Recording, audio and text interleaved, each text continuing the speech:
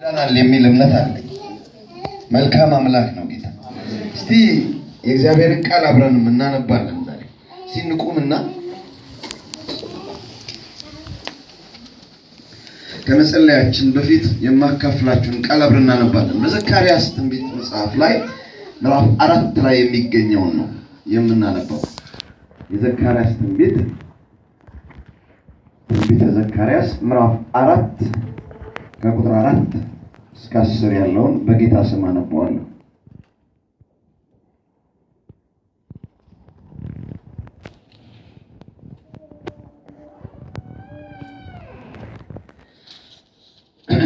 እንዲህ ይላል። ከኔ ጋር ይነጋገር ለነበረው መልአክ መልሼ ጌታ ሆይ እነዚህ ምንድናቸው አልኩት። ከኔ ጋር ይነጋገር የነበረው መልአክ መልሶ እነዚህ ምን እንደሆኑ አታውቅም አለኝ። እኔም ጌታዬ ሆይ አላውቅም አልኩ። መልሶም ለዘሩባቤል የተባለው የእግዚአብሔር ቃል ነው፣ በመንፈሴ እንጂ በኃይልና በብርታት አይደለም ይላል የሰራዊት ጌታ እግዚአብሔር። ታላቅ ተራራ ሆይ አንተ ምንድነህ? በዘሩባቤል ፊት ደልዳላ ሜዳ ትሆናለህ፣ ሰዎችም ሞገስ ሞገስ ይሆኑለት ብለው የጮሁ እርሱ መደምደሚያውን ድንጋይ ያወጣል ብሎ ተናገረ። አብዛኞቻችሁ አሁን ቁጥር 6 ላይ ያለውን ሊሰብክ ነው ብላችሁ የምታስቡት አይደለም። የእግዚአብሔርም ቃል ወደ እኔ እንዲህ ሲል መጣ። የዘሩባቤል እጆች ይህን ቤት መሰረቱ፣ የእርሱ እጆችም ይፈጽሙታል። የሰራዊት ጌታ እግዚአብሔር ወደ እናንተ እንደላከኝ ታውቃላችሁ። የጥቂቱን ነገር ቀን የናቀ ማን ነው? እነዚህ ሰባቱ ደስ ብሏቸው በዘሩባቤል እጅ ቱንቢውን ያያሉ። እነዚህም በምድር ሁሉ የሚዘዋወሩ የእግዚአብሔር ዓይኖች ናቸው። ቁጥር 10 እንደገና አነበዋለሁ። የመጀመሪያውን አረፍተ ነገር የጥቂቱን ነገር ቀን የናቀ ማን ነው? Who despises the day of the little thing. እንጸልይ። ሃሌሉያ ሃሌሉያ። አንድ ነገር ልንገራችሁ፣ እግዚአብሔር እስቲ አይለፈን በዚህ ምሽት። በቃ የሚነካው የሚሰራው የሚያስጥለን የሚቀርጸው የሚገርዘው ነገር ይኑር ከውስጣችን። በቃ እግዚአብሔር እንሰጠው እስቲ። ምንም አይደለም፣ እኔን ተውኝ፣ እኔ ከእናንተ የባስኩ ደካማ ነኝ። ግን አንድ ነገር አውቃለሁ፣ በደካማ የሚጠቀም አምላክ እግዚአብሔር ሲሰራ ይቻላል። እኔ ሲሰራ ይቻላል። የለሁም ያልኩባቸው ቀናቶች ላይ እግዚአብሔር እኔኑ የለሁም ያልኩትን ሰውዬ ሲጠቀም አይቻል። እኔ አገልጋይ ነኝ ብዬ ያልኩባቸው ደረቴን የነፋውባቸው ጊዜያቶች ደግሞ እግዚአብሔር እኔንም ህዝቡንም ሲያልፍ አይቻል። እነዚህን ሁለት ነገሮች እግዚአብሔር አለማምዶኛል። ስለዚህ እግዚአብሔር ዛሬ ማታ እንዳያልፈን ዛሬ ማታ እግዚአብሔር እንዳያልፈን። በቃ በዚህ ምሽት ምንም ከንቱ ከሩቅ የመጣችሁ እንዳላችሁ ሰምቻለሁ። በቃ ዋጋ ከፍላችሁ ነው የመጣችሁት። እዚህ አቅራቢያም ያላችሁ አይቻለሁ። ብዙ ዋጋ ከፍላችሁ የምትመጡ እግዚአብሔር አይለፍም። አሜን። በእውነት ሃሌሉያ ሃሌሉያ። ኢየሱስ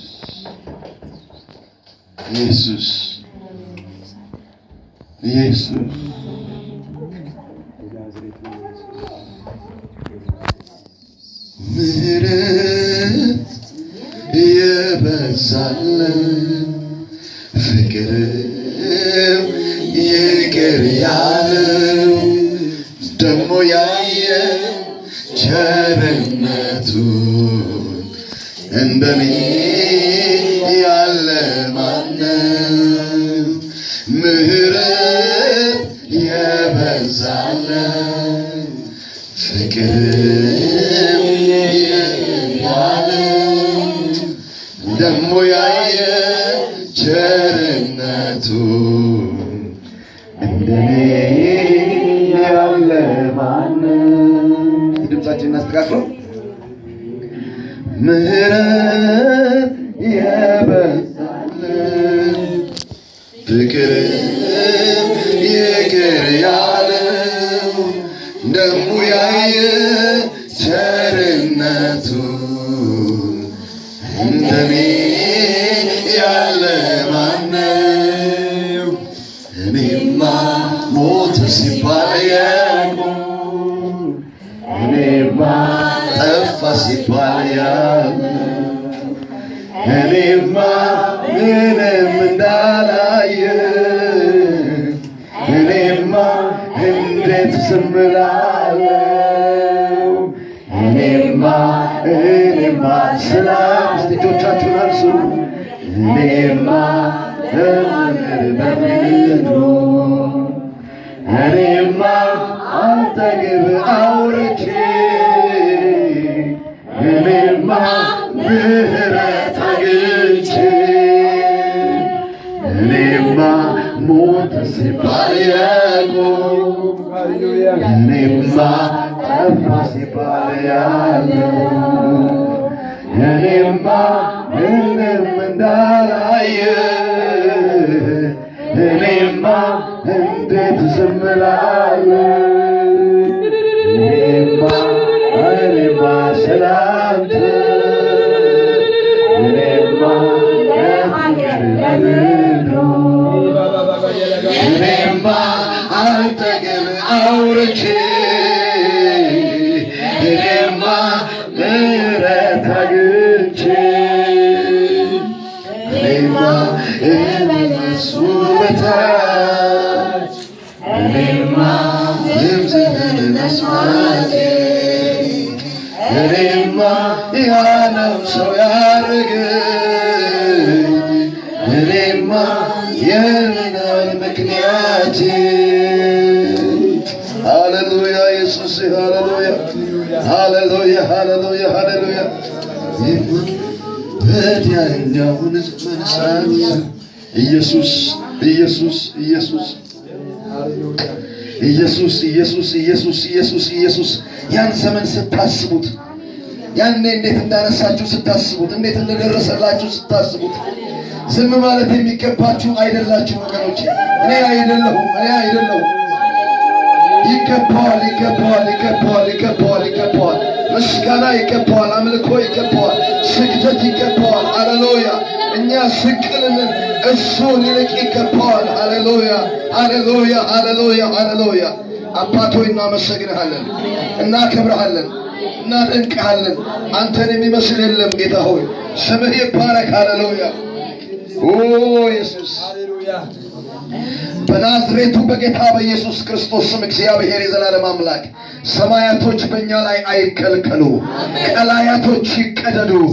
እግዚአብሔር ሆይ ወንድሞች በህብረት በተቀመጡበት በዚያ ስፍራ ያሰስከው በረከት እግዚአብሔር ሆይ ያሰስከው ሕይወት በኢየሱስም በዚህ ምሽት ያገኝን እያንዳንዳችንን። እግዚአብሔር ሆይ ቃልህ እንዲና እንዲያ ሲል መጥቶ እግዚአብሔር ሆይ ነገራችንን ይንካው፣ ቃሬዛችንን ይንካው።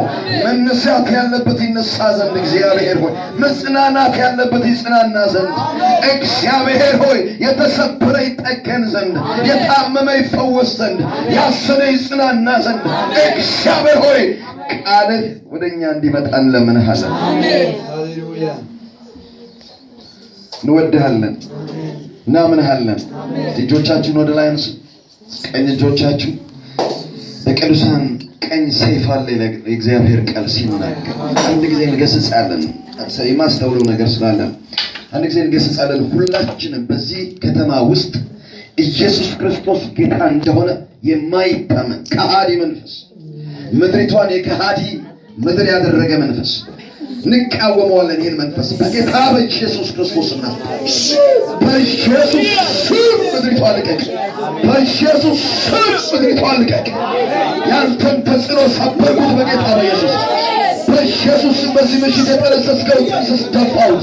በኢየሱስ ስም ይተፋ፣ በኢየሱስ ስም ይተፋ፣ በኢየሱስ ስም ይተፋ።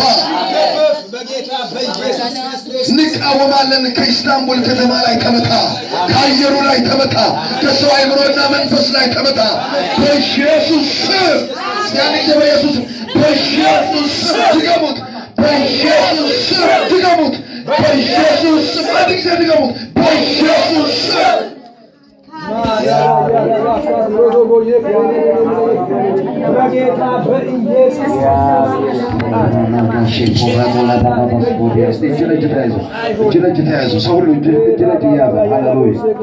አይፈቅድልህም በጌታ በኢየሱስ ክርስቶስ። ይሄ የእግዚአብሔር ጉባኤ ነው። ይሄ የእግዚአብሔር ጉባኤ ነው በጌታ በኢየሱስ ክርስቶስ። ይሄ የእግዚአብሔር ጉባኤ ነው።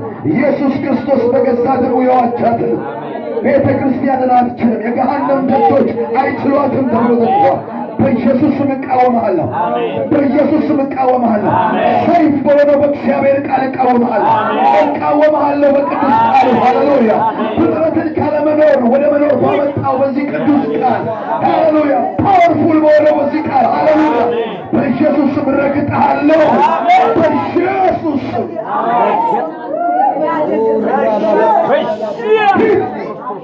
በናዝሬቱ በጌታ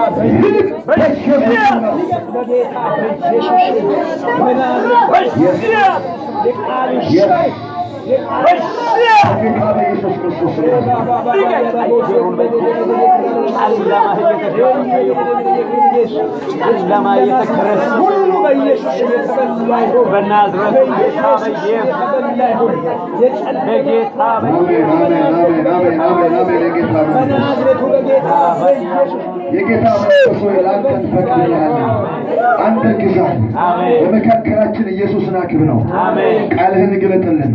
በእውነት ቃልህ ውስጥ ያለው መጋረጃ እግዚአብሔር ሆይ ዓይናችንን ከማየት የሚከለክለን እግዚአብሔር ሆይ በኢየሱስ ስም ገለል ይበል። እንድናየው እንድናስተውለው እርዳን። የተስፋ ቃል እንደሰጠን የሕዝቤን ማስተዋል እከፍታለሁ ብለሃልና ማስተዋላችን የተከፈተ ይሁን።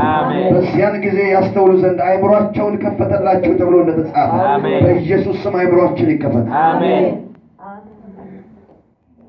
ለጌታ ክብር ስጡትና እስቲ ታላቅ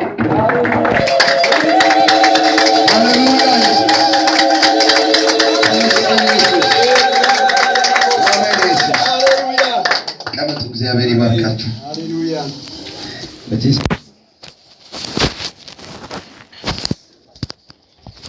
እናንተ በመንፈስ አለመዘጋጀት የጠላትን ተጽዕኖ እንግዲህ ፕሮግራም መሪውም ሰባኪውም ቁጭ በሉ ተነሱ ይላል። ምን ማለት እንዴ ነው የሚሆነው አይደል? አዎ አንዳንዴ እንደዛ ይሆናል። ግን ሁሉ ነገር ለበጎ ስለሆነ ጌታ እናመሰግናለን። የእግዚአብሔርን ቃል ያነበብነውን የእግዚአብሔርን ቃል መልሰን ዛሬ በዚህ ምሽት አብረን እንከፋፈላለን። መልእክቴ በዚህ ምሽት የተመሰረተው 10ኛው ቁጥር ላይ ያለው ቃል ላይ ነው።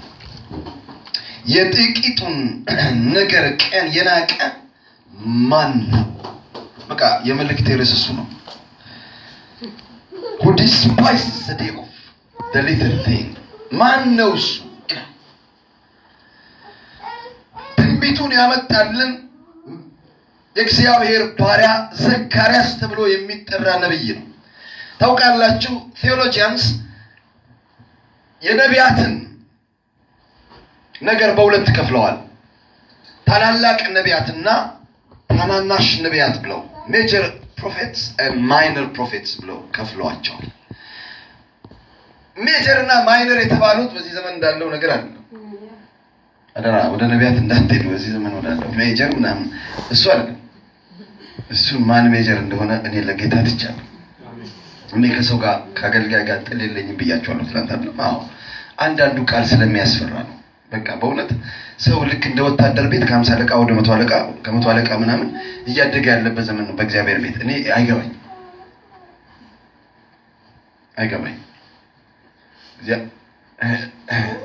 የእድገት ጉዳይ አይደለም። ሰዎች መቀመጥ ባለባቸው ነገር ይቀመጣሉ። እግዚአብሔር የሰጣቸውን ነገር ያገለግሉበታል። ዳሴት የግድ ግን በዚህ ጋር ነው ማደግ ያለብህ ብሎ የግድ ከ50 አለቃ ጀምሮ በኋላ አንተ 100 አለቃ ነው መሆን ያለብህ የሚል አማርኛ በእግዚአብሔር ቤት ውስጥ የለም። ከፈለገ እግዚአብሔር ሺህ አለቃ ያደርጋል በአንድ ጊዜ። ከፈለገ ኮሎኔል ያደርጋል። እግዚአብሔር እንደፈለገ እግዚአብሔር ያልተማረውን መሀይም ታስባይም መሀይም በቃ በእኛ ቋንቋ ከገለጽኩት መሀይም ምንም የማያውቅ ፊደል ያልቆጠረ ሐዋርያ አሜን ሃሌሉያ ሃሌሉያ መጽሐፍ ቅዱስ እንደዛ ነው። እነዚህ ሰዎች መጽሐፍትን የማያውቁ ሰዎች እንደሆኑ አውቀው እጅግ ተገረመዋል በትምህርታቸው። that's from God አሜን። ይህንን ነው ቅባት ብዬ የምጠራው። አንድ ባልዲ ዘይት ባፈስብህ አትቀባ። አይገርምም? ረስርሰት ሄዳለች አትቀባ። መንፈስ ቅዱስ ሲመጣ ግን ባልዲ ፈሰሰብህ አልፈሰሰብህ እንዴት እንደሚቀባ እሱ ያውቃል። ከፈለገ ጫካ ውስጥ ይቀባል፣ ከፈለገ ኩሽና ውስጥ ስታለቅስ ይቀባል። የሰው ዘይት ተወዷላ 8,000 9,000 ሆነው ያንን ለማግኘት ታዲያ የእግዚአብሔር ቅባት ላይ ተወደደ። የእግዚአብሔር ቅባት አሁንም it's just available ለማን ለተዘጋጁት ለነሱ። እባክህን የእግዚአብሔርን ቅባት በኪሴ ይዤው እኔ አልዞርም። እኔ ማን ነኝ to limit the anointing of God በእኔ አገልግሎት ውስጥ ዋማይ ይሄ እኮ የራሴ እያደረኩት ነው። ኖ እግዚአብሔር ነው። እግዚአብሔር ከኔ አጀንዳ ጋር አይደለም የሚሄደው። ከእሱ አጀንዳ ጋር መሄድ ያለብኝ እኔ እንጂ እግዚአብሔር በእኔ አጀንዳ አይንቀሳቀስም። ኢየሱስ ክርስቶስ አንድ ጊዜ ማርያም እንደዛ ነው ያላት። ቃና ዘገሊላ በተገኘ ጊዜ መጣች። ታውቃላችሁ ብዙዎቹ እንደውም ማርያምን አታማልድም ታማልዳለች የሚለውን ክርክር ሲያነሱ የሚጠቅሱት ጥቅስ እሱ ነው። እኔ ምንም በጣም የሚገርመው የሚጠቅሱትም ሰዎች አላግባብ ይጠቅሱታል። እኛም ፕሮቴስታንቶች ነን የምንል ደግሞ አላግባብ እንመልሰዋለን፣ አላግባብ እንተረጉመዋለን። የሁለቱንም ስህተት ልንገራችሁና ቶሎ ወደ መልእክቱ አልፋለሁ። ማርያም አማልዳለች ወይ እዛ ጋር ብላችሁ ለምትጠይቁ በደንብ አማልዳለች። ምን አይነት ምልጃ ነው ያማለደችው? ዛት ኢዝ ኤ ኩዌስችን። ማማለድ ማለት ለሰው መቆም ማለት ነው። አዎ የሰውን ሸክም መሸከም ማለት ነው። የምልጃ ጸሎት የለም ለቤተ ክርስቲያን ውስጥ ታዲያስ ሰርታለች። የሰው ሸክም ነው ይዛ የመጣችው፣ የሰው ውርደት ነው ይዛ የመጣችው። የሚጠቅሱት ሰዎች ግን የህይወትን ምልጃ ከዚህኛው ጋር ማገናኘታቸው ነው። እኛ ጉዳያችን ያለው ሌላ ጉዳይ ነው ያለው። የህይወትን ምልጃ ያን ህይወት የሚያሰጠውን ምልጃ ማልዳለች ወይ ነው እዚህ ጋር አልማለደች። እነሱ ወይን ጠጅ አገኙ አላገኙ ከእግዚአብሔር መንግስት ጋር ምን አለ? አንድ ሰርግ አመረ አላመረ ምን የእነንትና ሰርግ ተብሎ ያልቃል እንጂ ንገሩኛ ከህይወት ጋር ምን አገናኘው? እኛ ጉዳያችን ስለ ህይወት ነው የምናወራው። ምልጃን ስናስብ ማርያም አታማልድም ያልነው ያንን ነው። ወደ እግዚአብሔር መንግስት ማርያም መግቢያ አይደለችም ያለ ነው። ጠቃሾቹ እኛም ተከራካሪዎቹ ስተን ስለዚህ አታማልድም ብላችሁ እዚህ ጋር ልክ ነው። ማርያምማ ልክ እንደማንኛውም አንድ ሰው አጋንንት ሲሰቃይ ቢያይ አንድ ሰው እናንተ ምንድን ነው የምትሉት? እና ወደ ቤተ ክርስቲያን አምጡትና ይጸለይለት ነው የምትሉት። መጣችሁ ወደ ቤተ ክርስቲያን ፓስተሩ ጋር መጣችሁ ፓስተር አድነው ትሉታላችሁ። እባክህ እዛ ጋር ቤተሰብ ናቸውና አንዷ በአጋንንት እየተሰቃየች ነው የሚጸልይላቸው ሰው የለም እባክህ ሰው ሁሉ ይጮውብናል እያለ በቃ እየተነሳባቸው ነው። አንተ እርዳቸው። ይሄን በቃ ይሄ ኢንተርሴፕሽን በቃ መማለድ እኮ ነው። ና እርዳ በመሃል ገብቶ እኮ ማይለም የህይወት ጉዳይ አይደለም። አጋንንቱ ሊወጣ ይችላል። አጋንንቱ ከወጣ በኋላ ግን ያቺ ሴት ወይም ያ ወንድም በጌታ ይቀጥል አይቀጥል የማፈንታ ነው የሱ ፈንታ ነው። ፓስተር አድነው አንስቶ አይጨምርበትም። ብዙ ሰዎች አሉ ሲቀሩ ሲናደዱ ና ይላል ና ቆይ ፓስተር እጁን ጫንበትና ጻፍልኝ ወንጌልን ሊቀጥልበት አይችልም። እሱ ሰው ሙሉ ፍቃድ ተሰጥቶታል። ዊል የሚባል ነገር አለ ተሰጥቶታል። ወዶ ፈቅዶ ምን እንዲያደርግ እንዲገዛ ይሄ መቼም አይቀየርም። ይሄ እግዚአብሔር ፕሪንሲፕል ነው፣ መቼም አይቀየርም። ያንን ፍቃድ ለእግዚአብሔር ሰጥቶ የመገዛት ዓላማ ወይም ደግሞ ፈንታ የራሱ የሰውየው እግዚአብሔር ከሰው ያንን መቼም አይወስድም።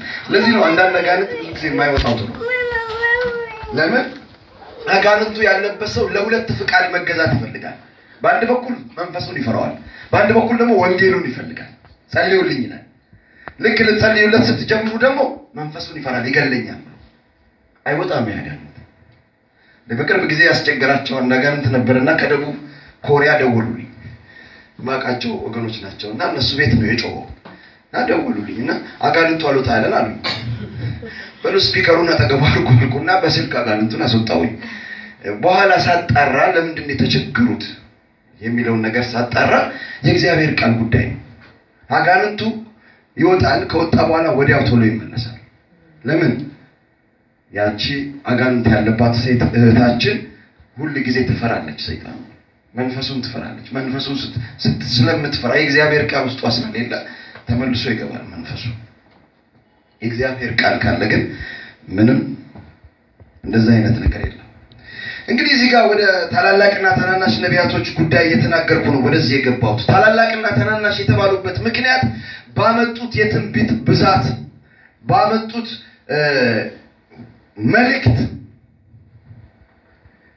ጉዳይ ሆኖ እንጂ አገልግሎታቸው ትልቅ ትንሽ ስለሆኑ አይደለም።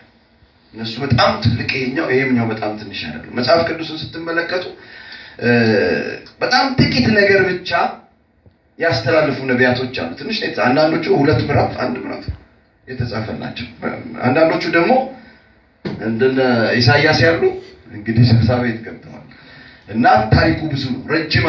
ረጅም ጊዜ አገልግሎት የነበራቸው ናቸው እና አገልግሎታቸውን ነገር ስፋት ለማመልከት እንጂ እግዚአብሔር እነሱን የቀባበትን ቅባት ለመለየት አይደለም ይመስለኛል። ይሄ ነው፣ ሌላ መረዳት የለውም።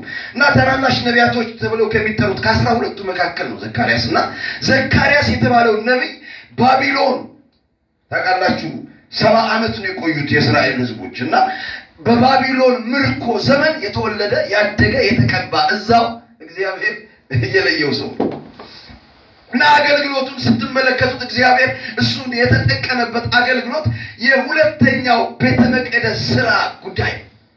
የመጀመሪያው ቤተ መቅደስ የቱ ነው? ያ የፈረሰው የሰለሞን ቤተ መቅደስ ነው። ታውቃላችሁ ስለሱ በዜና መጽሐፍ ላይ በጣም ማንበብ ትችላላችሁ። እና ያ ቤተ መቅደስ ከፈረሰ በኋላ እግዚአብሔር እንደገና ቃል ገባ።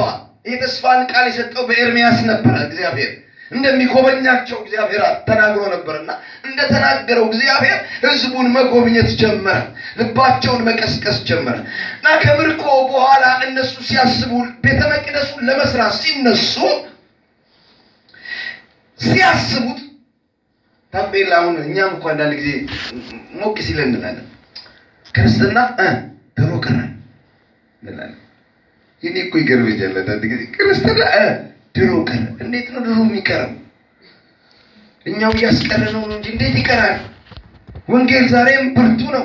ወንጌል ዛሬም ሕያው ነው። ኖ ልጆቻችንም ትንሽ ይቆዩና ደግሞ እነሱም አገልግሎት ሲጀምሩ ምን እንደሚሉ ታውቃላችሁ? ክርስትና ድሮ ቀረ ይላሉ። የኛን እንደ ትልቅ ክርስትና አድርገውት ማለት ነው። እነሱም እንግዲህ ሲነሱ ክርስትና ድሮ ቀረ ልዩ ነው። ይሄ እኮ ዝም ብሎ አባባል ነው። አዎ ይገባኛል። መከራ ስለነበረ ትልቅ መከራና ስደት ስለነበረ በስደት ውስጥ የወንጌል አካሄድ ካሁኑ ይለያል። ለሴት ወታበን በድሮ ጊዜ ስደት ነበር፣ መከራ ነበር። በመከራ ውስጥ የበቀሉ ያደጉ ስለሆኑ ተጨምቆ የሚወጣው ያ ህይወት is different ካሁኑ። ያ ማለት ደግሞ ዛሬ ጌታን የሚፈሩ የተጨመቀ ህይወት ያላቸው የሉም ማለት አይደለም። አላምንም ነው ይበዝ አላምንም። ክርስትናቸው ከቆሸሸባቸው ከተደበለቀባቸው ሰዎች እንደሆኑ ማለት ነው። ጌታን ማገልገል ከጀመርኩ 26 ዓመት ሆነኛል። በእነዚህ 26 ዓመታቶች እንደ ሰው የከፍታና የዝቅታ ዘገን በህይወት ያልፎ ሊሆን ይችላል። ግን በሚችለው አቅም ጌታን ለማገልገል የሞከርኩ። ምናልባት ጌታ አልጀመርክም ሊለኝ ይችላል። ምክንያቱም የእሱ አቆጣጠርና የኔ አንድ ስላልሆነ ማለት ነው። እኔ ጌታው እንደዚህ አገልግዬ መቼ ጀመርክ ሊለኝ ይችላል። እንደዚህ ተብዬ አውቃለሁ። 8 ዓመት ካገለገልኩ በኋላ ጌታ እንዲህ ብሎኝ ስለሚያውቅ ዛሬ ሊለኝ እንደሚችል ስለማስብ ብዙም እዛ ላይ አላወራም። በቃኝ እኔ በቃ አገልግሎት የተባለውን ከህይወቴ ውሰዳው አልፈልግም። በቃኝ እኔ ለምን አልተውም? በቃ እኔ ለምን እንደሌላው ሰው ዝም ብዬ አልኖርም? ዝም ብዬ ለምን አላመልክም አልኩት። አንድ ቀን ገባውና ሌሊት ጌታ መጣና እንዲህ አለኝ፣ አገልግሎት እኮ ገና አልጀመርክም ማለት 8 ዓመት እኮ አገልግያለሁ። እንደኔ የሆነች ነገር እኮ ነው እዛው ከወገኖች መካከል እኮ የተነሳ ነው ከወንድሞች መካከል የሌለ ይላል። እንደዛ እሷ ናት እኮ በቃ ያሰኘችኝ። ከውጭ እንኳን አልመጣም። ድሮ ፋንድያ እየወረወሩብን ምናምን ምንም እሱ ምንም አላረገም። የጌታ አስተሳሰብ እና የኛ አመለካከት አንድ ክርስትና ድሮ ቀረ። ድሮ አይደለም፣ ድሮ አልቀረም። እና እነዚህ ሰዎች የሚያስቡት ነገር አለ። የድሮውን ሲያስቡት የሰለሞንን ቤተ መቅደስ ነው የሚያስቡት። ታውቃላችሁ ደግሞ የሰለሞን ቤተ መቅደስ የሚመስለው የሌለ በጣም የሚገርም የተደነቀ ቤተ መቅደሱ ሲሰራ ያልቀረበ ነገር አልነበረም። ታውቃላችሁ ገና በዳዊት ዘመን ነው ዝግጅቱ የጀመረው። ቤተ መቅደሱን ያሰራው ታውቃላችሁ ሰለሞን ነው። ግን ዝግጅቱን የጀመረው ማን ነው? ዳዊት ነው። ልጄ ሰለሞን ገና ልጅ ነው እያለ ነበር ሲያዘጋጅለት የነበረው። እሱ ልጅ ስለሆነ ይሄን ነገር አያውቅም። በጣም እናንተ ተነሱና ይሄን ያህል ሺህ ሰው እንጨት ቆራጭ እንዲሆን፣ ይሄኛው ወርቅ እንዲመታ፣ ይሄኛው እንዲቀርብ፣ ጠራቢ እንዲቀርብ፣ የሚሰራው አናጺው፣ ግንበኛው ሁሉ እንዲመደብ በቃ ሁሉን ፕላን አውጥቶለታል ሊረዳው ማለት ነው። ማንን? ልጁን ሰለሞን። በሚገርመው ሁኔታ ነው የተሰራው። መቼስ አቅርቦቱ የሚገርም ነው። አንዳንድ የህንፃዎች አንዳንድ ተቋራጮች አገልግሎታቸውን ወይም ደግሞ የህንፃ ስራቸውን በአቅርቦት እጦት ምክንያት ያቋርጡታል ወይም ያዘገዩታል። አላያችሁም? ኢትዮጵያ ውስጥ እንደተጀመረ እየቀረ የቆየ ምናምን በቃ ያረጀ ሲሚንቶ መፍረስ የጀመረ ሁሉ ግድግዳ አንዳንዱ ታጥሮ አላሙዲን ሳይቀር አጥሮ አገሩን ሁሉ ምንም ሳይሰራ፣ አንዳንዱ ደግሞ ጀምሮ ኦልሞስት ወደ ጣራ ደርሶ ህንፃው ቆሟል። የሆነ ነገር ጎሎ እኮ ነው። የሰለሞን ቤተ መቅደስ ግን ምንም ሳይጎድለው የተሰራ ቤት ነው። ስሙኝ በደንብ በጥንቃቄ ስሙኝ። እቺ ካመለጠቻችሁ የሚቀጥለው ነው ታገኙት። ሁሉ ነገር አልጎደለው። በቃ የሚገርም ነው። በቃ ሁሉ ነገር ታውቃላችሁ። ሰለሞን በሀብት እግዚአብሔር የባረከው ሰው ነው የሆነው። ምንም የወርቅ እጦት የለም፣ የአልማዝ እጦት አልነበረ። ኤቭሪቲንግ ፉል ነበር። ህዝቡ ይህንን ያውቃል። እያንዳንዷን ታሪክ ያውቃል። ያነበበም አለ። ገና አዲስ ትውልድ በደንብ ሰምቷል። ስለዚህ በደንብ ያውቁታል። ያ ቤተ መቅደስ ሲፈርስ ከፈረሰና እነሱም ወደ ምርኮ ከተወሰዱ በኋላ አብሮ ነው መንፈሳቸው ሁሉ የፈረሰ። ምክንያቱም ወረዱ። ብቅ መጽሐፍ ቅዱስ ሲናገር በባቢሎን ውስጥ በነበሩበት ጊዜ ይላል ማሲንቋቸውንና በገናቸውን ምን አደረጉት? እንጨት ላይ ሰቀሉት። ኖ ሞር አለ። ኖ ሞር ሲንጊንግ፣ ኖ ሞር ወርሺፕ አሉ። በቃ ኖ አሉ። በቃ ከዚህ በኋላ ምን ዋጋ አለው? አልቆልናል፣ እኛ ለጠላት አሳልፈን የተሰጠን ሰዎች ሆነናል ብለው ሰቅለውታል።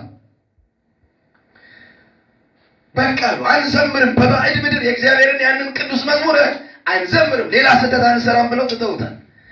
አሁን እግዚአብሔር በዘካርያስ በኩል ትንቢት አመጣ። ስለ የትኛው? ስለ ሁለተኛው ቤተ መቅደስ። ስለ ሁለተኛው ቤተ መቅደስ መስራት ሲጀምሩ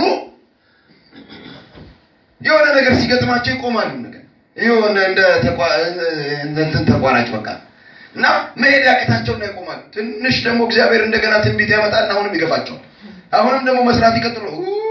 እኮ አሁን ይሄ ቤት ያንኛው ቤት ይተካል ብላችሁ ታስባላችሁ እያሉ ጥቅስ እየጠቀሱ አይ ድሮ ቀረ እያሉ ቤተ መቅደስ ማለት እያሉ ይቆማሉ። እግዚአብሔር እንደው አንድ ጊዜ መልእክት አመጣው። ምን አይነት መልእክት ነው ያመጣው? ከዚህኛው ቤት ይልቅ ሁለተኛው አላቸው።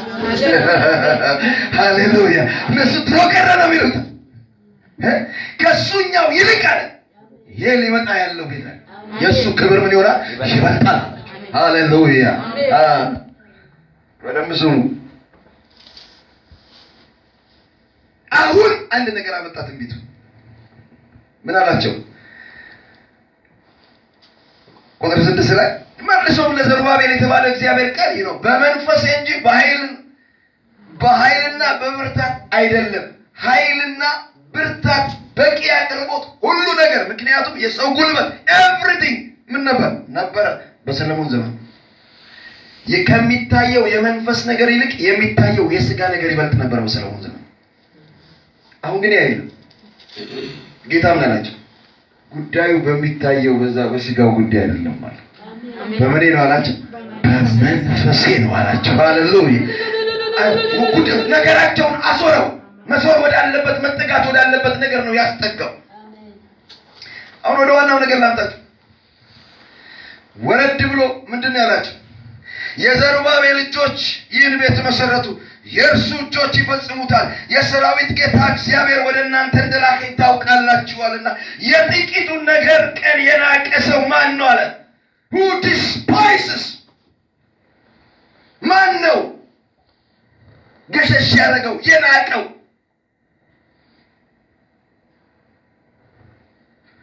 የእግዚአብሔር ሰዎች፣ እግዚአብሔር ወደ ቅዱስ አጠራሩ የጠራችሁ ዛሬ በእግዚአብሔር ቤት ውስጥ እግዚአብሔርን የምታመልኩ ሰዎች በእጃችሁ ላይ ያለው በሕይወታችሁ ላይ ያለው በቤተ ክርስቲያናችሁ ያለው ነገር ምንድን ነው? እዚህ ቤት ውስጥ ተቀምጣችሁ ታመልኩና ትሄዳላችሁ። አልጋችሁ ደግሞ ዩቲዩብ ትከፍቱና ስትከፍቱ የሰውን ቸርች፣ ግማሹ ስቴዲየም ላይ፣ ግማሹ ምንም ያክል ቸርች ላይ ሳውንድ ሲስተሙ፣ አስመላኪዎቹ፣ ሰባኪው እየዘለለ የሚሆነው ነገር ስታይ አይስታምቡ። ዛሬ ማታ እግዚአብሔር እንደዚህ ነው። የጥቂቱን ነገር የናቀ ማን ነው ይላል። ማን ነው ይላል። ከጌታ ጋር ስለነበሩ ብቻ 12 ሰዎች ዓለምን አንቀጠቀጡ። ዛሬ እኛ እዚህ የሰበሰበን አገልግሎት የ12ቱ አገልግሎት የማንም ማለት ነው። 12 ያውም ያልተማሩ አሳ አጥማጅ እዚህ ግባ የማይባል ዲግሪ የሌለው ፊደል ያልቆጠረ የደም ግባት የሌለው ምንድን ነው ያቸው የሚባል በእነሱ እየተጠቀመ ጌታ ልብሳቸው ሳይቀር ጥላቸው ሳይቀር ያለፉበት ከተማ ሳይቀር ሃሌሉያ። ግማሹ ከሃዲ የነበረ አላውቀውም አንቺ የምትይውን ሰው አላውቀው የአገልግሎት ሚዛን ያለው ቤተክርስቲያን ዛሬ ብትሆን የማታስጠጋጭ እንዳንተ ያለ ሰው አገልጋይ ሊሆን አይችልም። እንዳንተ ያለ ሰው ጥሪ የለው። ተባለፈው ኢየሱስ የካድክ ሰው አይደለም። ሄደህ ወደ እስልምና አልተመለስክ፣ አሁን ደግሞ ተመልሰህ መጣ። እንዴት አድርገህ ታገልግል? እንዲህ ወገባችንን ይዘን የምንለው ነገር አለ። አንዳንዴ አንተ ብሎ ደግሞ አገልጋይ እኔ ከዚህ ቤተክርስቲያን ይላል እሱ እዚህ ቤተክርስቲያን መጋቢ የሚሆን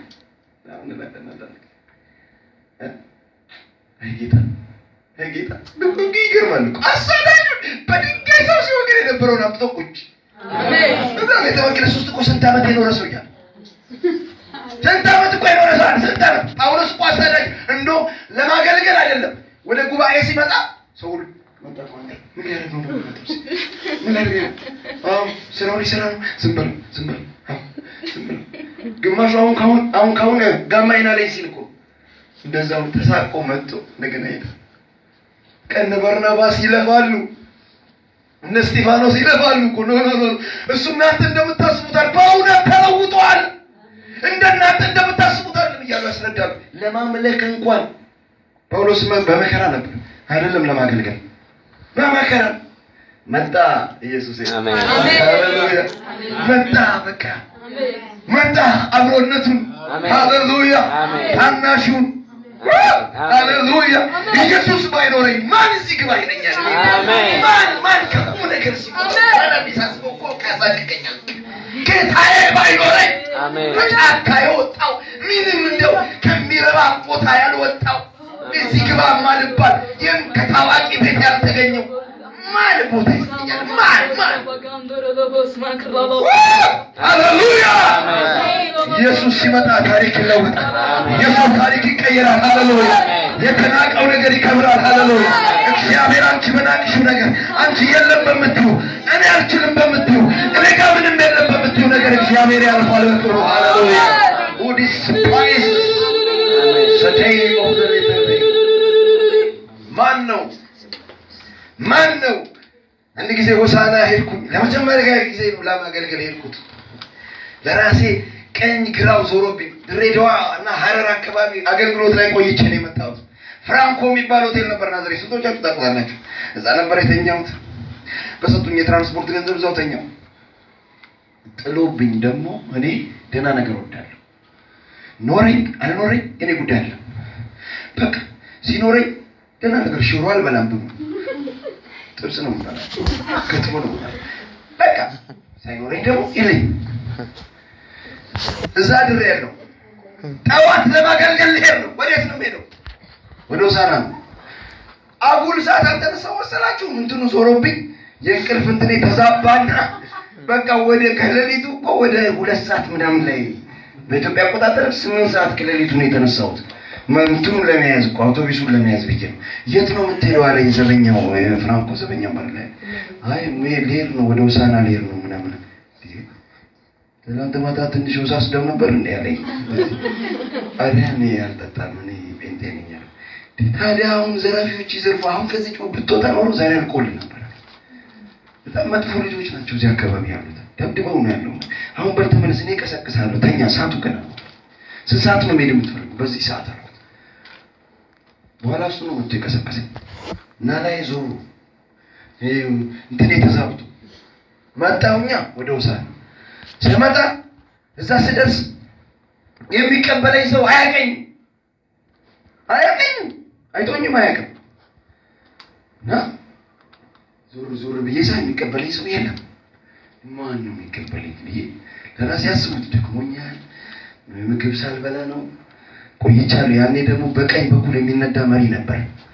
አንድ ትልቅ መኪና የካኬ የለበሱ ሰዎች ገንዘብ የሚሰበስቡበት እሱ ነበር። በዛ መስመር ወደ ቡታጅራ የሚሄደው በኮርኮቹ እና አስቡት ሞቼ ነው የደረስኩት። በቃ በዚህ ላላ በዘለኝ የሚቀበለኝ የለም። በኋላ ዞር ስለ አንድ ሰው አየሁ እንደዚህ ምን እሱ ይሆናል አልኩና ወደ እሱ ጠጋ አልኩ። መጣውና በቃ የኔ ወንድም ደቡቦች ደስ የሚሉ ነገር በጣም ቅን ናቸው። they are so open ግልጽ ናቸው። እና ጠጋ አልኩና ወንድሜ ሰው ነው እንዴ የምጠብቀው አልኩት። አዎ አገልጋይ ነው የምጠብቀው አለኝ። ማል ሀገር ቢሆን አገልጋይ ይባላል። አዎ ሰው ነው የምጠብቀው የሚሉት ለምን እንጤንጤነታቸውን መናገር አይፈልጉም ይደብቃሉ። አገልጋይ ነው የምጠብቀው አለኝ። አገልጋዩ ታውቀዋለህ ወይ አልኩት። አገልጋይ ያስታውቃል አለኝ።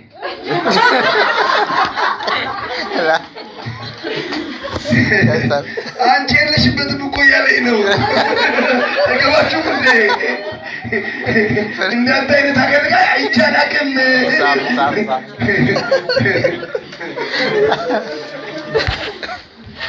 በሰው ቢዛን ቢሆን ኖሮ የትም የማልገባ ሰው እንደሆነ በደንብ ገባኛል። ምንም እውነት እኮ ነው።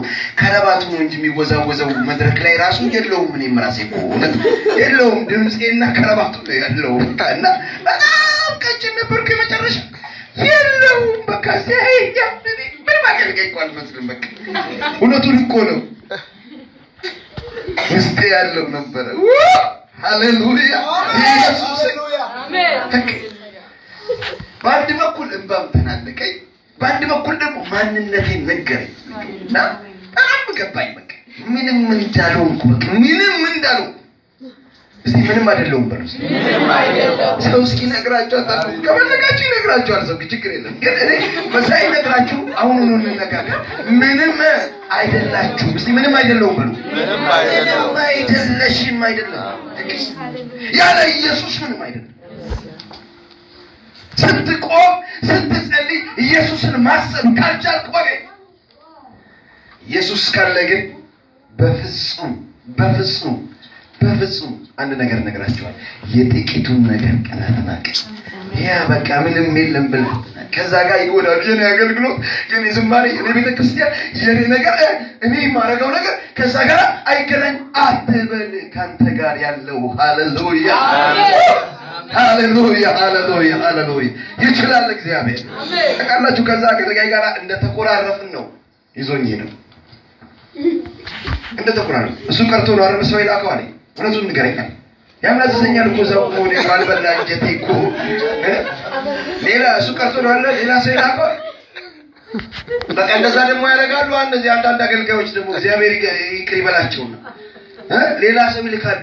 በቃ አንተ እስቲ አንድ አገልግሎት ተንቃኝና ሄድና አገልግል እባክህ አንድ ኮንፈረንስ አለኝ ምናምን ይሉና እነሱ ወርልድ ሉትራን ፌዴሬሽን ምናምን ሲጠራቸው ወደዛ ነው የሚሄዱት። ለምን እዛ ብዙ ገንዘብ ስላለው። ለባህያ ጆሮ በሚያክል ፖስታ 10 ብር 20 ብር ከመቀበል ምሽራው እንደዛ ነው። በዛ ዘመን እኮ እንደዛ ነው። እኛ እኮ ያኔ ድሮ እንደዛ እንኳን የትራንስፖርት ገንዘብ እንኳን ሲሰጡን ብንከፍተው ራሱ ብንቀሰብ እስኪመስለን ድረስ ነው የምንፈራው እኮ። አሁን እኮ ሰው ይደራደራል እኮ ይደራደራል። የት ሆቴል እንደሚያልፍ ተነጋግሮ ነው እኮ የሚሄደው። ምን አይነት እኮ የተገለበጠ ዘመን ውስጥ እንዳለ አስቡ። ያ ዘመን ይሻለኛል። ያሙኝነት አሁን የሚያዋጣኝ እሱ ነው። ጌታ ይባረክ። እውነቴን ነው የምላችሁ፣ እግዚአብሔር ባይኖራችሁ እዚህ ግቡ የሚላችሁ ሰው የለም። እኔ ለራሴ እንግዲህ እርግጠኛ የጌታ ነገር ባይኖር እሱ ባይመጣ እሱ ባይደርስልኝ ኖሮ ማንም አንድ ነገር አለ። መቼስ እነዚህ ሰዎች እግዚአብሔር በኤርምያስ በኩል የተስፋ ቃል እንደሰጠ የሚያውቁ ሰዎች አሉ። እግዚአብሔር ቤተ መቅደሱን እንደሚሰራ እንደሚጎበኛቸው እንደሚያስባቸው እግዚአብሔር መናገሩን የሚያስታውሱ ሰዎች አሉ። አይ ቲንክ ኤርምያስ ላይ ማንበብ ትችላላችሁ ምዕራፍ 25 ላይ እና መጥቀስ ይቻላል። ግን አንድ ነገር ነው የረሱት እነሱ ዋናውን ነገር እያሰቡ በቃ ትልቁን ነገር እግዚአብሔር የሚያስብበትን ነገር እያሰቡ የረሱት ነገር ግን አለ። እግዚአብሔር ሁልጊዜ ከተስፋ ቃል ጋር አታች የሚያደርገው ኮንዲሽን ወይም ሁኔታዎች አሉት። እግዚአብሔር ሁልጊዜ የተስፋ ቃል ሲሰጥ እግዚአብሔር ዝም ብሎ የተስፋ ቃል አይሰጥም። ሰጥቶ ማየት የተስፋ ቃል ሲሰጥ ሁልጊዜ ኮንዲሽን አታች ያደርጋል። ያን ኮንዲሽን የማታሟላ ከሆነ ያን ኮንዲሽን የማትከተል ከሆነ ያንን ነገር የማታደርግ ከሆነ ያን የተስፋ ቃል እንደማታገኝ ይናገራል እግዚአብሔር። ምን ወቅት ሄዳላችሁ? እንደው ትንሿ መጽሐፍ ቅዱስ የምትባለው ዮሐንስ 3:16 ምን ነው የምትለው? እስቲ አንድ ላይ እንበላት። በእርሱ የሚያምን የዘላለም ሕይወት ለጠፋ እግዚአብሔር አንድያ ልጁን እስኪሰጥ ዓለምን እንዲሁ ወዶአልና። አንቺን ባይብል ስተዲ አዳራ ፓስተር ይቀራል አሁን ማለት በእርሱ የሚያምን የዘላለም ሕይወት እንዲኖረው እንጂ እንዳይጠፋ እግዚአብሔር አንድያ ልጁን እስኪሰጥ ድረስ ዓለሙን እንዲወደዋል። እዚህ ውስጥ ምን አለ? ሕይወት አለ፣ ሁሉ ነገር አለ። ግን አንድ ነገር ከሆነ ነው፣ በእርሱ የሚያምን ከሆነ ብቻ ነው። መጽሐፍ ቅዱስ ሲናገር ኢያሱ የተባለው ሰው እግዚአብሔር ከሙሴ በኋላ ሲያስነሳ በጣም በግልጽ ለኢያሱ የተናገረው ነገር አለ። የኢፍ ኮንዲሽንስ የሚባሉት በእንግሊዝኛ ብታረግ ወይም ቢሆን የቢሆን ጉዳዮች እግዚአብሔር አስገብቶ ተናግሯል። ምንድን ነው ያለው? በምትሄድበት ሁሉም እንዲከናወንልህ ገባ? ይሄ ኮንዲሽን ነው። እንዲከናወንልህ ወደ ቀኝም ወደ ግራም አትበል ካልክ አይከናወንም ማለት ነው። ስለዚህ ኮንዲሽን አታች ተጽፏል። ይከናወንልሃል ተብሏል። ግን የሚከናወንልህ ምን ከሆንክ ነው ይላል። ወደ ግራም ወደ ቀኝም ካላልክ ብቻ ነው። ጌታው ይከናወንልሃል ብላል እግዚአብሔር ወይ ወደ ግራ ወደ ቀኝ እየተወዛወዝክ እግዚአብሔር አያረግልህ። በቃ የተስፋ አንዳንድ ሰው ብዙ ጊዜ ቆርጦ ነው የሚናገረው እግዚአብሔርን ቃል ሲጸልይም ቆርጦ ነው ጥቅስ ራሱ ሲጠቅስ አይታችሁ ቆርጦ ነው የተስፋው ቃሏን ብቻ ነው የሚጠቅሳት እሷ ነው የሚጠቅሳት። ጌታ ሆይ በምትሄድበት ሁሉ ይከናወንልሃል ተብሎ በቃል እንደተጻፈ ምን ካረክ የሚለው ቆጥ ተቆርጧል። አያችሁ ሰው ሁሉ የሚፈልጋት እሷ ብቻ ነው። በህይወታችን ሁሉ ጊዜ የተስፋ ቃሎች ላይ አታች የተደረገው ነገር ቆርጠን ነው ማሰብም የምንፈልገው መከተልም የምንፈልገው መስበክም የምንፈልገው። ችግሩ እዛ ላይ ነው። you cannot do that። ቃሉ ሙሉ አይደለም። እንቀጥል። ወደ ግራ ወደ ቀኝ ማትበል። የዚህ መጽሐፍ ቃል ከአፍ አይለይ፣ ነገር ግን የተፈጸመበትን ሁሉ ትጠብቅና ታደርግ ዘንድ በቀንም በሌሊትም አስበው፣ የዚያን ጊዜ ይከናወንልሃል። አይታችኋል ያለውን ነገር ከኋላ የተደረደረው ነገር exactly the same in the New Testament። ምንም የተለወጠ ነገር የለም። ወደ አዲስ ኪዳን ስትመጡ ጌታ ኢየሱስ ክርስቶስ በዮሐንስ 15:7 ላይ ምንድን ነው የሚለው? በእኔ ብትኖሩ ቃሎቼም በእናንተ ቢኖሩ if you abide in me and if my words abide and live in you በእናንተ ውስጥ then የምትወዱትን ሁሉ ለምኑ ይሰጣችኋል። ጌታ ሆይ የምትወዱትን ሁሉ ለምኑ ይሰጣችኋል ተብሎ እንደተጻፈ ምን ካረክ በቃሌ ልትኖር እኮ ነው ያለው። በቃሌ ሳትኖር ብትለምን ምንም ይሁን ምን ችግር አለ? በሳምንት ሁለት ይጾማል ያለውም ሰው ያለ አይደል? ሰው ሁሉ እኮ ይጾማል፣ ችግር የለውም። ሰው ሁሉ እኮ ይጸልያል፣ አስራት ይከፍላል ሰው። እሱ አይደለም ችግሩ። ቃሉን ከመጠበቁ ጉዳይ የብሉይ ኪዳን ሰዎች እስራኤላውያን የረሱት አንድ ነገር እግዚአብሔር ከተስፋው ቃል ጋር አታች ያደረገውን ነገር ማሰብ አቃታቸው። ከዚህ የተነሳ ነው አሁን ሁለት ነገር እነግራቸዋለሁ። ይሄንን ቃል በደንብ እንዲገባችሁ በደንብ በጥንቃቄ ስሙ። የመጀመሪያው ቀን who despises the day of the little thing ማን ነው? የጥቂቱን ነገር ቀን ይናቀማል። ማን? የመጀመሪያ ነገር እግዚአብሔር የሰጠህን ያን ጥቂት ነገር ያን ትንሽ ነገር የተባለውን ነገር እንድትንቅ አልተፈቀደልህም። ተጠንቀቅ። የናቁ ሰዎችን እንመልከት። አንድ ጊዜ ትዝ ይላችኋል፣ ጎልያድን ሊገጥም መጣ ዳዊት። በቃ ሰው ሁሉ ጠፋ እኮ በግዛት ውስጥ ሰው ሁሉ ጠፋና ቢፈለግ ሰው የለም።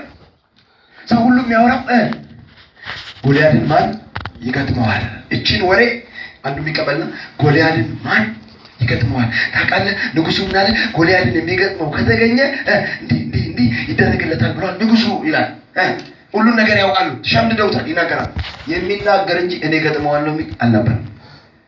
ሁሉ አንዱ ለአንዱ ዜላ ላይ ምን ላይ የሚሰማው በሙሉ እሱ ነው። ግን እኔ ገጥመዋለሁ የሚል አልነበረም። አንድ ትንሽ ልጅ የእሴይ ልጅ ዳዊት የተባለው እረኛ የሆነ አንድ ቆንጆ እኮ ነገር ነው። በቃ ምንም እኮ ለራሷ እኮ እፍ ቢሏት የምትወድቅ አይነት ሰው ነው ዳዊት።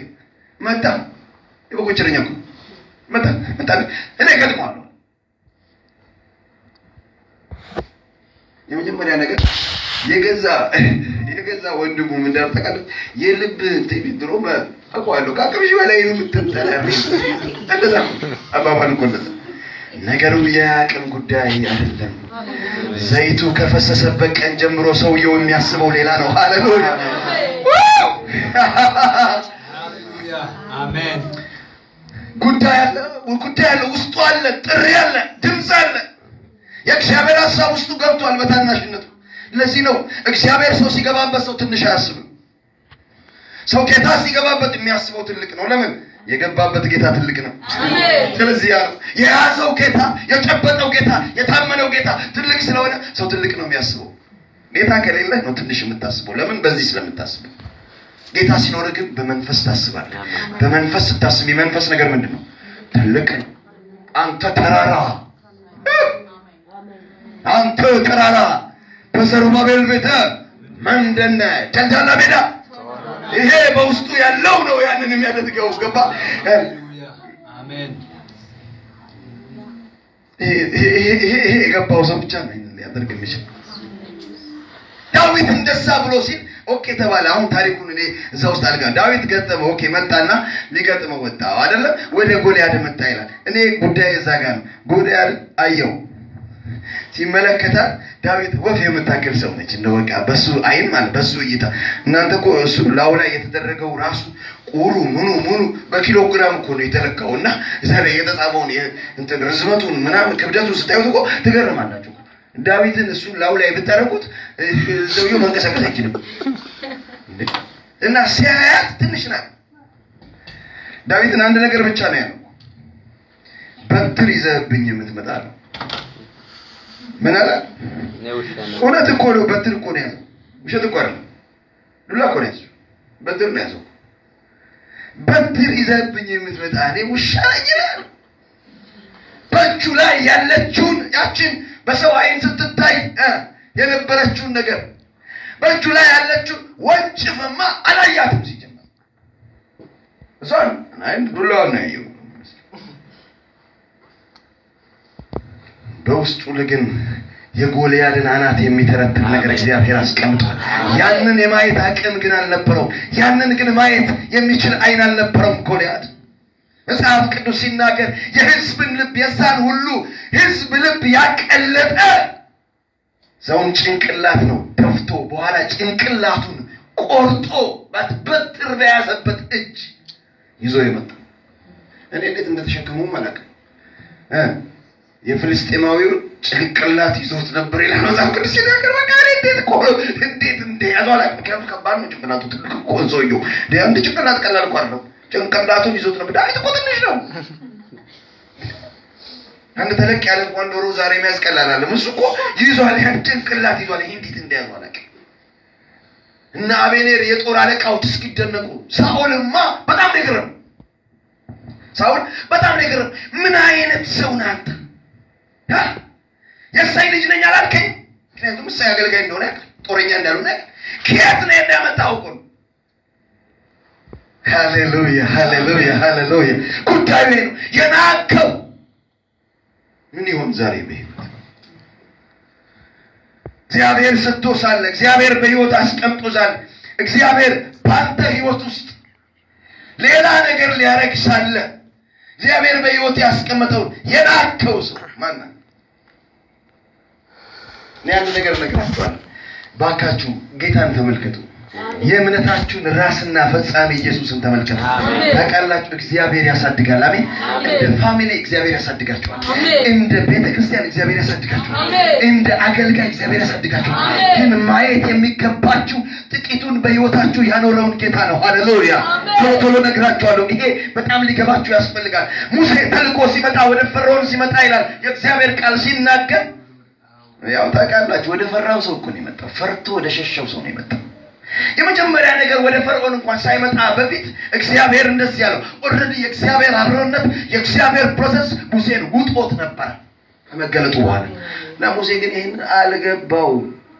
በኋላ አይዞህ ግድ የለም እኔ ካንተ ጋር ሆናለሁ ምናምን አለው ጌታ። ከኔም ጋር ብትሆን እሱ አውቀዋለሁ፣ ከኔም ጋር ብትሆን ሰውዬውን አውቀዋለሁ፣ ሸሽቼው እንዴት ወደዛ ይላል። በቃ ዝም ብሎ በእጅ ምን አለ ምን አለ በቃ ምን ትይቀኛለህ? እኔ ትይቀኝ ያቀለሱ እንደሆነ ለምን ትይቀኛለህ? ጅማ በድር ነች። ስንት ጊዜ በጎቼ የደበደበባት፣ ስንት ጊዜ ይያረገም አትመለጅም እያለ የሚመታበት የሚያቃት ናት። አብራት የኖረችው ሁሉ በደንብ የሚያቃት ናት። እንደውም እኛ ሀገር ምን ያደርጋሉ? ቅቤ ሁሉ ይቀቡታል። እንትኑ ዱላው ያቺ በትሯን ይቀቧታል እንድታብለጨልጭ። ገርማቸው እንዴት እንደሚከባከቡት ለነገራችሁ እንኳን አንችልም። የሰው ጭንቅላት ሊፈነክቱበት እና በጣም በቃ ይቀቡታል ምናምን እና አብራው የኖረችው ልክ እንደ መሳሪያ ነው እንትን የሚሉት ዱላ ይላል። አባወራው ይሄን አይነካም። ዳዊት ያቃታል። ጅማ በትር ነች አለ እዚህ ልቀቃት ሲለቃት ይላል እባብ ሆነች። ከእርሷ ምናምን ሸሸ ይላል ከራሱ በትር።